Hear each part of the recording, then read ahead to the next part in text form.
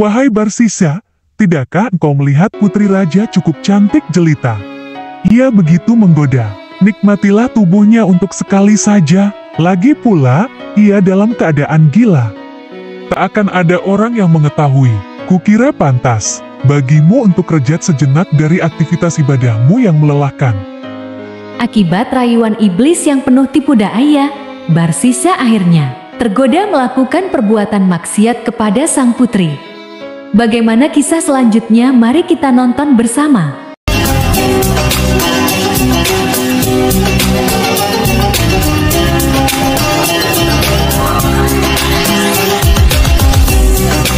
Assalamualaikum warahmatullahi wabarakatuh.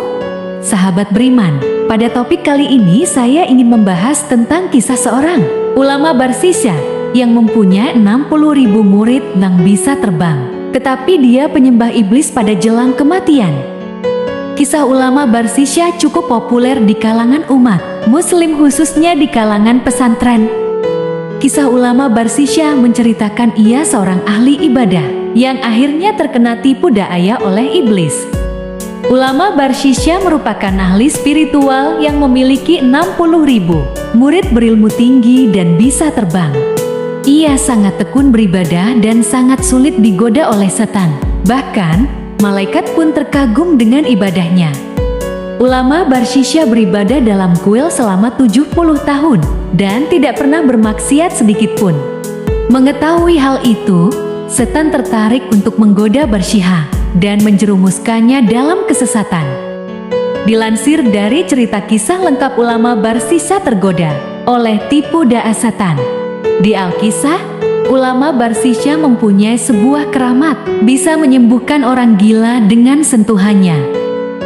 Saat itu, seorang putri raja mengalami gangguan jiwa. Sang raja mengutus pasukan kerajaan untuk membawa sang putri ke ulama Barsisa untuk ikhtiar penyembuhan putrinya. Para punggawa mengantarkan putri raja ke ulama Barsisa dan kemudian meninggalkannya di padepokan Barsisa yang berada di tengah hutan. Lambat laun, setan datang untuk menggoda ulama Barsisa untuk melakukan perbuatan maksiat dengan gadis tersebut. Wahai Barsisa, tidakkah engkau melihat putri raja cukup cantik jelita? Ia begitu menggoda. Nikmatilah tubuhnya untuk sekali saja. Lagi pula, ia dalam keadaan gila. Tak akan ada orang yang mengetahui. Kukira pantas bagimu untuk rehat sejenak dari aktivitas ibadahmu yang melelahkan. Akibat rayuan iblis yang penuh tipu daya, Barsisa akhirnya tergoda melakukan perbuatan maksiat kepada sang putri.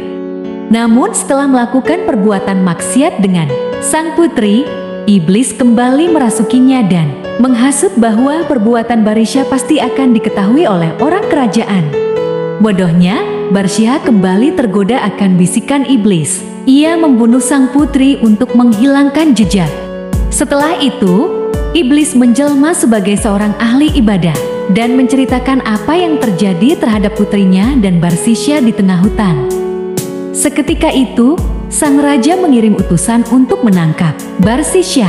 Para utusan menghancurkan kuil dan menangkap Barsisa ke hadapan raja. Sang raja menjatuhkan hukuman mati kepadanya dengan disalib di kayu. Namun iblis datang lagi dengan tawaran akan menyelamatkan Barsisa dengan satu syarat yang harus dipenuhi. Sembahlah aku, ucap iblis kepada Barsisa. Lagi-lagi ia mengiyakan dan menyetujui permintaan iblis.